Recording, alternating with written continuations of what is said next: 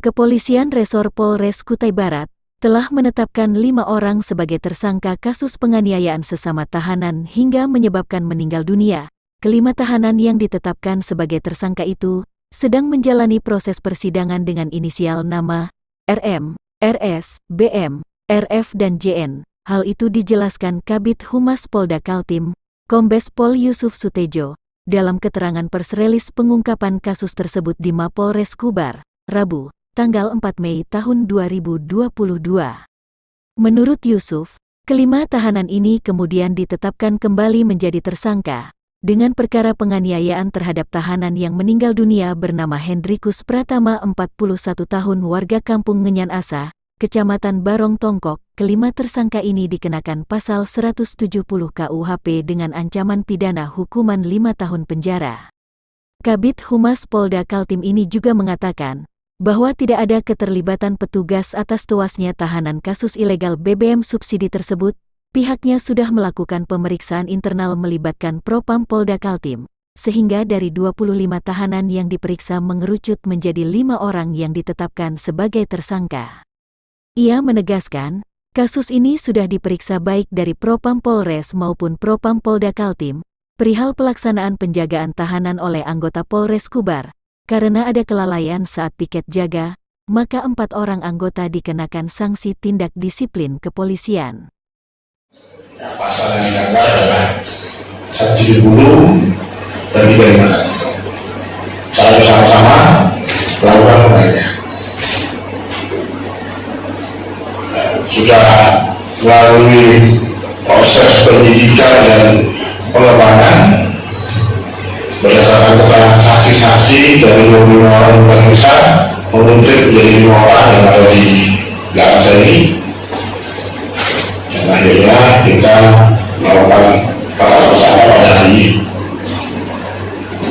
Yang kedua adalah menjelaskan status daripada anggota yang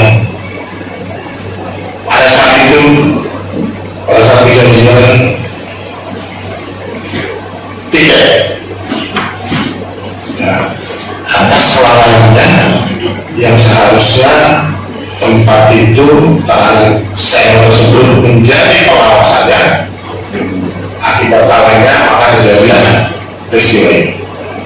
Dan itu anggota sudah dilakukan pemeriksaan dan alhamdulillah berkasnya sudah lengkap, tinggal menunggu proses sidang disiplin terkait para anggota.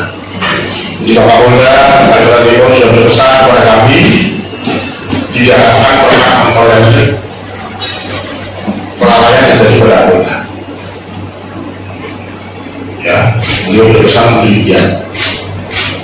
Sanksi tersebut, menurut Yusuf diberlakukan kepada setiap anggota kepolisian yang sudah lalai dalam bertugas maupun tindak pidana akan disidang kode etik kepolisian. Ia juga menjelaskan, penganiayaan itu terjadi saat korban bersama tahanan lainnya sedang melakukan olahraga. Maka terkait dugaan ada polisi yang terlibat dalam penganiayaan itu, berdasarkan hasil pemeriksaan dan pemantauan CCTV tidak ada anggota yang terlibat. Kalau peran dari masing-masing tersangka ini sudah jelas, ada yang menampar, ada yang memukul hingga, ada yang memukul 2 kali per perut, ada yang memukul punggung, ya, terus menginjak korban. Itu peran-peran masing-masing ada. Itu sebenarnya proses pendalaman. Kalau motifnya yang hasil dari penyidikan, ini kan kejadiannya pada saat dilakukan olahraga, betul kan? Olahraga, jadi melihat mungkin ini biasa mungkin memasuki satu komuniti baru, ya seperti kalau teman kuliah ada perkoncoan akhir-akhir ini. Jadi hanya sifatnya hanya ini melonjol atau apa lain ya. Dalam kali kalau dia turut serta melakukan penganiayaan, berarti dia sudah melakukan suatu perbuatan pidana. Polri tunduk pada hukum secara umum. Nanti akan diproses secara pidana. Tapi karena dia hanya lalai dalam melakukan pengawasan penjagaan kepada para tahanan, maka dia dituntut dalam sidang disiplin yang berlaku pada Polri. Dengan adanya penjelasan dari kita di semua bahwasanya sudah ditetapkan sebagai tersangka, bisa dapat menenangkan hati dari keluarga korban dan